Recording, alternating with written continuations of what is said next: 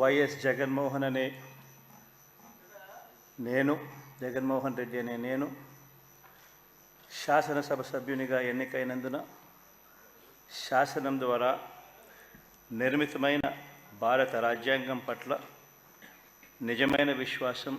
విధేయత చూపుతానని, భారతదేశ సార్వభౌమాధికారాన్ని,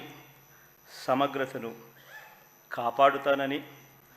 నేను స్వీకరించబోయే కర్తవ్యాన్ని శ్రద్ధాసక్తులతో నిర్వహిస్తానని దైవసాక్షిగా ప్రమాణం చేస్తున్నాను.